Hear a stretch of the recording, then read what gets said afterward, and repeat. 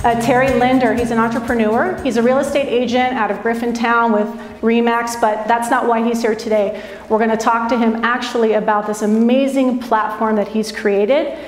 He's out there in the community finding influencers and creating a platform for them to share their story and to inspire others and to help motivate others and to do better for the community. To talk about Influnce ORBIS, I want to hear all about it, but let's again back up and get a little bit of your background. Yeah. You were born in Montreal and raised here, correct? Born in Hochelaga, Maisonneuve, became a man in Saint-Michel in Montreal North, some of the worst neighborhoods in Montreal. Okay, so tell me what it was like for you growing up with your family. What's your brothers, sisters? Yeah, my mom is born in Paris. My father's born in Haiti, but he grew up in Chicago. And they met in Montreal. We're 10 kids, 10 brothers and sisters. Are you kidding me? Yeah, oh my yeah. gosh. I usually get that right there. Yeah, exactly. I can't handle 2, but okay. So I'm the oldest boy of 10, and always been around sports and entrepreneurship as well, now that I look back. But yeah, I became a man in Saint-Michel, Montreal North, played basketball at a very high level. I actually played professional basketball in France, and after I got injured, came back and became an entrepreneur. Yeah. Wow, okay, so let's start with that. So you were playing basketball in high school, and then how did you end up in Paris on a professional team? How did that happen? I played at Vanny College. Shout out to Vanny. Vanny College Cheetahs, and Nally also, I think, is in the there. Oh, yeah, so. Cool. So you guys, you're not in the same years, are you? No, slightly not. I wish. Yeah, gorgeous, right? Yeah, so, exactly. No, not same year, but the rule is you go to Vanny College, you become a success. That's pretty much what it is. No. All jokes aside, went to Vanny College. I had a Division I scholarship, but when you're young and you're not properly surrounded, instead of going to school, you opt out and you say, no, I want to make money. So I went and I made some money playing basketball in south of France, and I learned the hard way that I should have went to school. But you know what? Everything happens for a reason, and today I'm definitely happy that I actually didn't go to school at a high level university and so on and so forth. I realized that after playing basketball, I thought, like, literally I played basketball, but what I did as a basketball player is I was the quarterback. So I had communication skills and I had leadership skills, and I was able to make people laugh once in a while. So I try to turn into all of these things, and I started in sales. Started in real estate 14 years ago. Was a real estate broker for a firm for about 8 years, then became a partner, Century 21. And then one day I walked into my senior partner's office and I said, I want to become, a managing partner as well. Maybe not the managing partner, but a senior one. You're too young. That was 26 years old. And now that I think about it, I was a bit crazy to do that. But you know what? No, not crazy, bold. Bold. I like that. I like that. I will borrow that from you. Absolutely. I will definitely take it from you.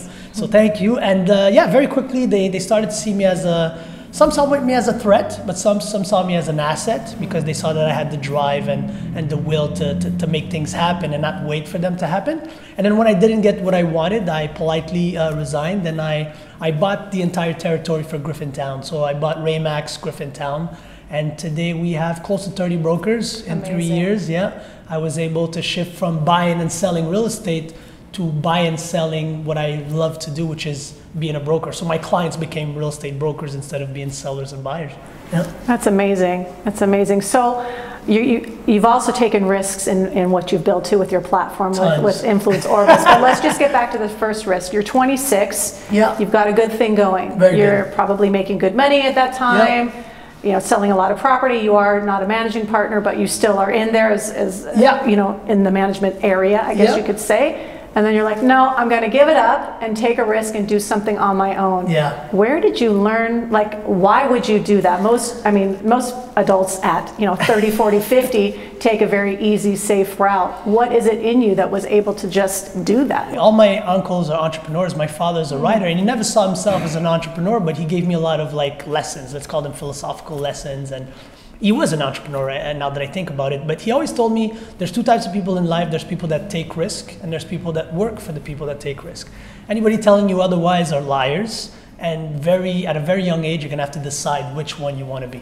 And I think at 24, 25, I said, I don't wanna work for somebody that takes risks, and I don't wanna live my life with regrets, and I'd rather have memories. Whether they're good, they're bad, at least you'll have memories, right?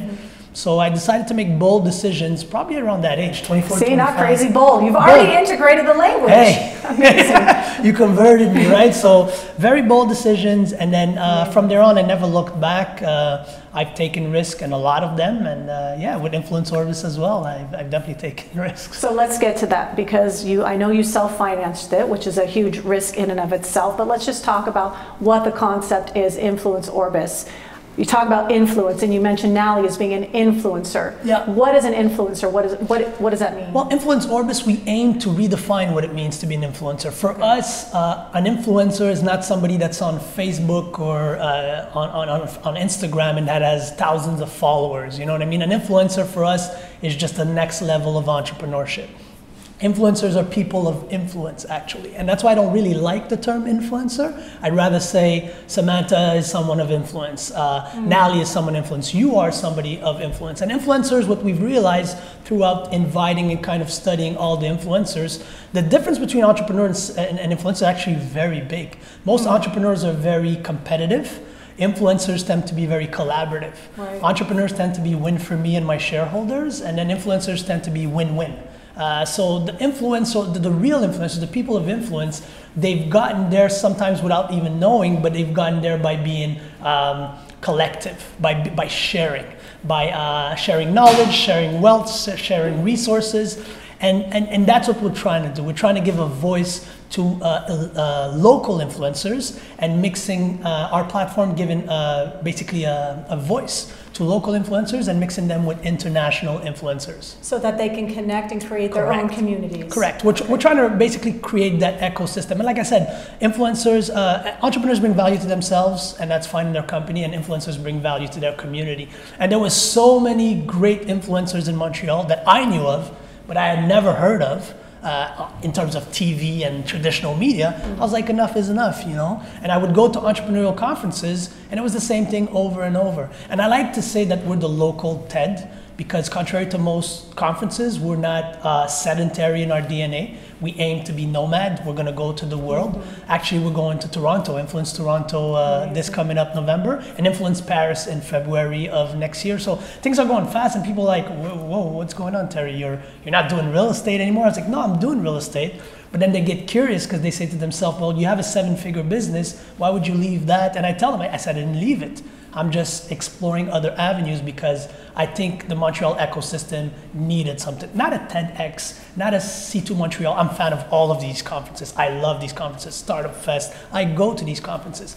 But something different and that focused on people of influence, whether you went to school or not. The thing I really appreciate about what you're doing, and the difference between an entrepreneur and an influencer is about creating the community and sharing resources and stuff. And 100%. People have said that to me a lot. They're like, well, why are you helping so-and-so? She's your competitor. Why are you doing this? Why are you doing that? I'm like, influencer. Well, I guess I am. You're a person of well, influence. there's enough business for everybody. 100%. Why can't I have a Facebook Live show, and why can't Nally have one too? Why can't we both have one that's super successful? I don't understand why I have to compete with her. And so those are the kinds of people that you're trying to connect with other people around the world and create some momentum, I guess. You got it. Okay. In every single city where we'll go, we'll get 40 to 50 local influencers, and we'll allow them to connect. In Montreal, it was Gary V. People say, how did you get Gary? Gary could have went to any conferences. It's not a question of money. We didn't give him more money than others, but he got it.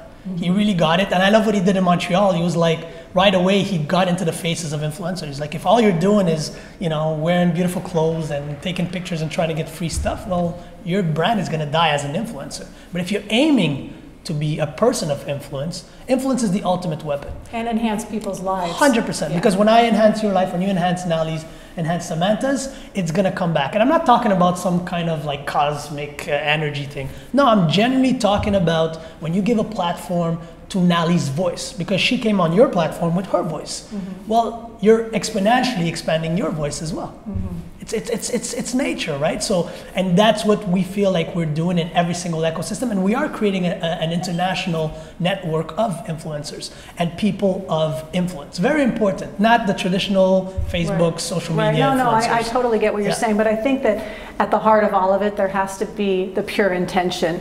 Because I think if people are saying, oh, well, I'm going to have her on because therefore it's only going to benefit me, then in the end, that's all going to fall apart anyway. You gotta give without expecting, exactly. Right? If you give without expecting, good things happen to you. And I truly believe that Nally's mission you know, cancer is horrendous, it's horrific, and it's not something you wish on anybody. But imagine if Nally hadn't blessed so many people. Exactly. Because if I don't go to Europe and go through what I go through, and then I go to a great school and get an MBA and so on and so forth, I never get into all this. I get into 9 to 5, I work my ass off, I become partner somewhere, and I don't look to help the ecosystem. What for? I make my money, go home, you know, my wife, my kids, and that's it. And Nally's a bit the same thing, right? She goes through what she went through, and today she is positively impacting not just the cancer ecosystem, an entire ecosystem. And nowadays I hear people come up to me and say, oh, yeah, but you're lucky. And I tell them, well, the harder I work, the luckier I get. And I'm not trying to say that you don't work hard. I'm just saying you don't know what I go through. I don't like the term luck either, because people use that sometimes. Oh, you're really lucky. You're doing this, you're doing that. And I'm like, I'm not lucky. I've been working really hard. I did go to school. I did do my stuff, although what I'm doing right now has absolutely zero to do with the education I got in terms of the formal education. Opportunity and hard work. That's what Yeah, but you have to go out. You have to make it. Chris and I were saying, you know, we want to have it, not a TV show, but an online show. We don't want to do traditional broadcasting, because then we're going to have limits, and people are going to tell us, stop here, start here, don't say this, don't say that. And you can't curse. Yeah. Oh, yeah. Yeah, you can't curse, and now I can. And so we're like, well, why are we waiting for someone to come and like our idea? Forget it. We'll just make our own show. And that's you know, it's funny you're talking about this, because I was waiting for somebody to make me a partner. And I said, you know what? Forget you. And my office got 2 times, double the amount of brokers we had.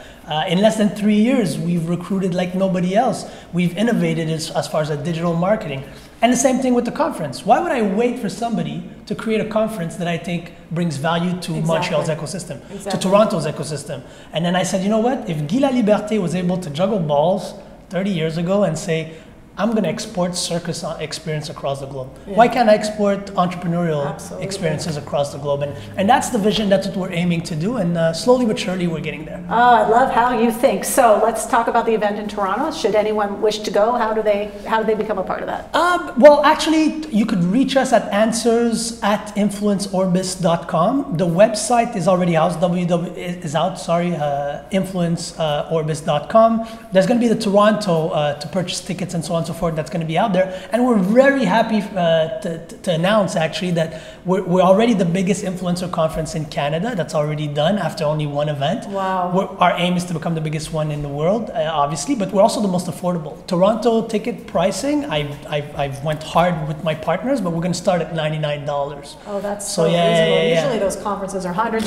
And then thousands, what makes it so sad is those people who really at their gut want to be a part of it, really want to learn, have all those ideas, have all that motivation, but they don't have the money necessarily to invest. They're not the ones that make it. So that's so nice. Yeah, we wanted to create a system where people, I always say this, right? There's a difference between goals and system, right? So the goal of the Montreal Canadiens is to win the Stanley Cup, but the systems they put in place is what matters to win that Stanley Cup. So practice every day, so on and so forth. How do we create the biggest, most affordable influencer conference across the globe? Well, these are the systems we have to put in place, and this is how we're going to do it. So Toronto's going to start at $99. There's a couple of confirmed guests that I'm going to announce probably in the next week or so. But there's that one person that should we get a confirmation, we're going to suddenly demand attention from the local media in Toronto. I can't tell you guys, but you know what? I'll do a FaceTime live with you when I'm announcing it, and then we'll do maybe share it with your audience and make it fun. But we should know in the next 10 days, and yeah, it's gonna be fun. Great. Little guy from Hochelaga-Maisonneuve and Saint-Michel, Montreal North that did all of this. Thank you so much. I'm really glad you're here. We'll put all the links on Facebook after we're done. In my opinion, the goal to start this is all these beautiful people being in one place. There's a lot of conferences in Montreal, but I don't think they look like us tonight. Do you guys agree or what? Yeah, all right.